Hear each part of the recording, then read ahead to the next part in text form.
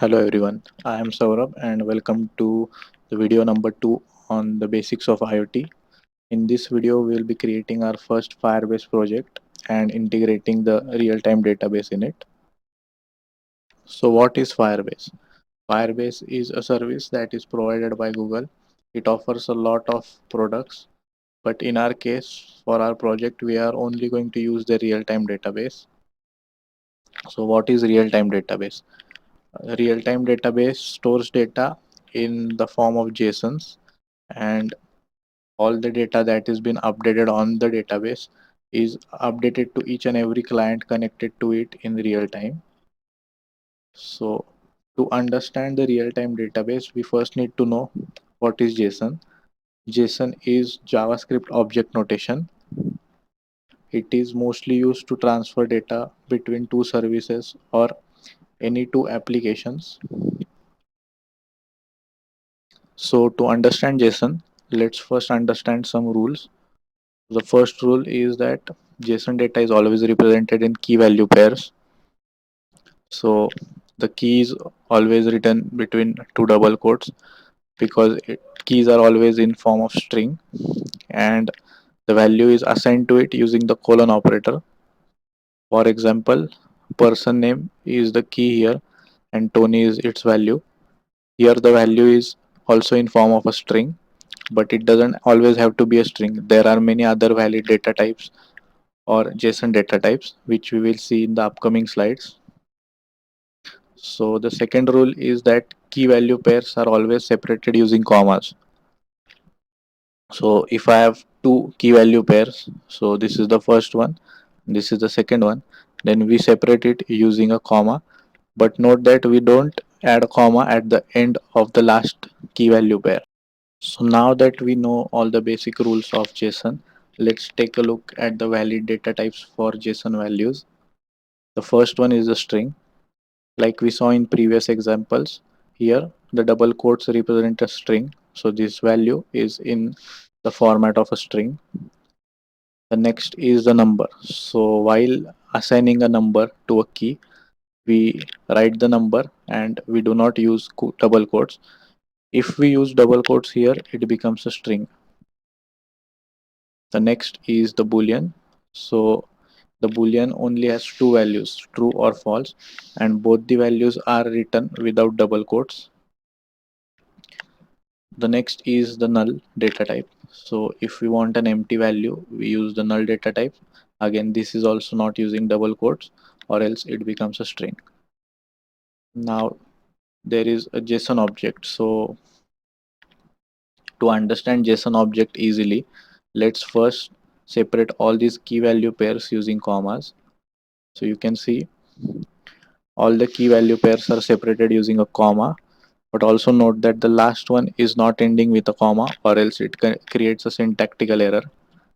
Now if we put all these key value pairs between two curly brackets, then we get a JSON object. So this whole thing is a JSON object. We can say it's a JSON object of a person's profile.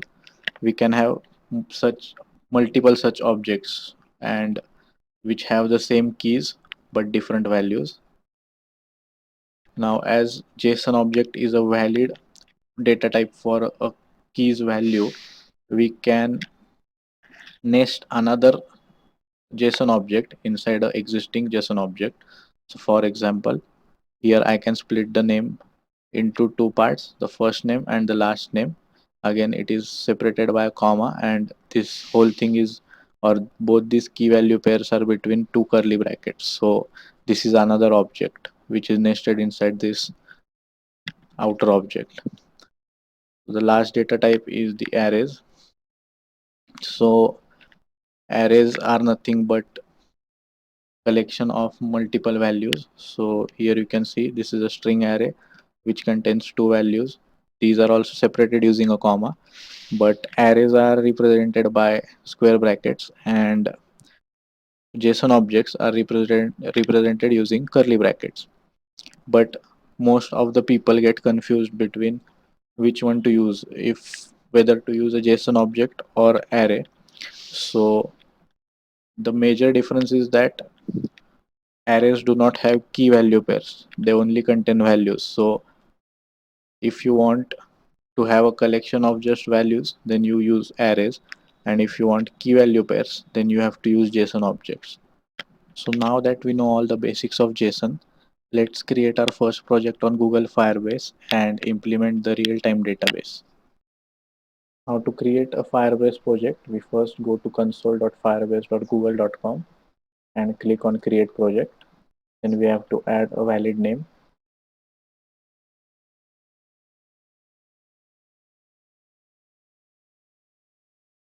Then we click on continue.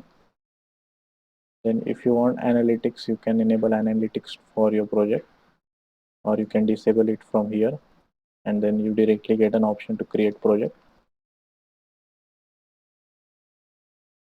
Now once you have created the project, click on continue. Now on the left hand side, you will see a build option. If you click on the build option, we get to see a real-time database option here. Click on the real-time database. Now click on create database option. Keep the location as it is and click next. So we have to specify the rules for our database, or which clients can access our database. So as we are currently going to be in test mode, we select start in test mode so that the database is enabled and accessible. Then we click on enable.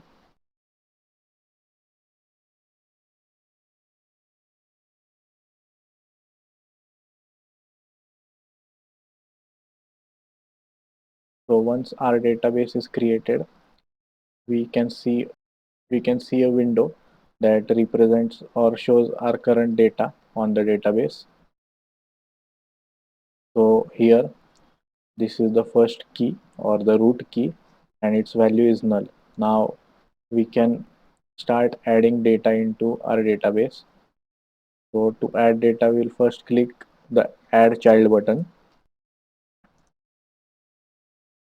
So now we get an option to use or to add other key and a value. So as I said, the real-time database is a key value paired database. So now if I want another node inside this database, I will add a key, say users, and instead of adding a value, I will again click on the add child button to add more key values to the users. So say I want to add a user with some ID, so I will use the ID as its key. So I will add ID 01, and instead of adding a value, I will add more key value pairs to it. So let's add person name.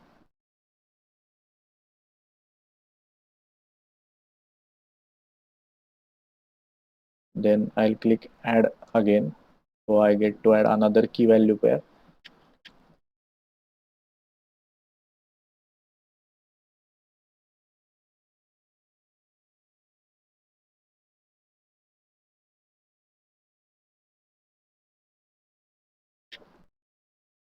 And then I click add to add all these things to the root key.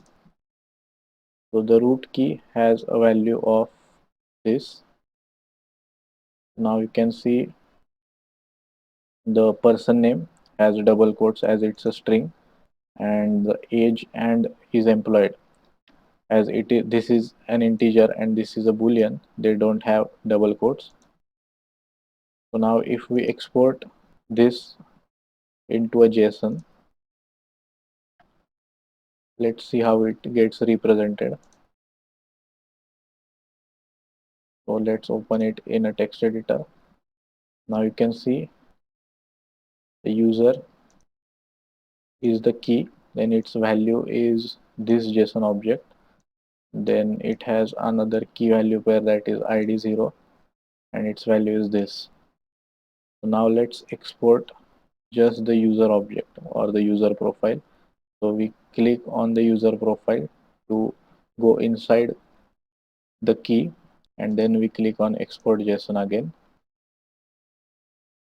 So in the downloads, if we open the downloaded file, we can see between the curly brackets, that is the JSON object, we have these key value pairs separated by a comma. So now that we have created our own database on Firebase, in the next video, we will start by developing our embedded system. So first we will set up the Arduino IDE for ESP8266 boards. Then we'll see how we can send data from the Node MCU to the real-time database. So we won't be using any libraries to send data from Node MCU to the real-time database. Thanks for watching this video. If you found it helpful, then you can like the video. If you have any doubts or any honest opinions, you can leave a comment. And if you want to see more videos in this series, subscribe and hit the bell icon.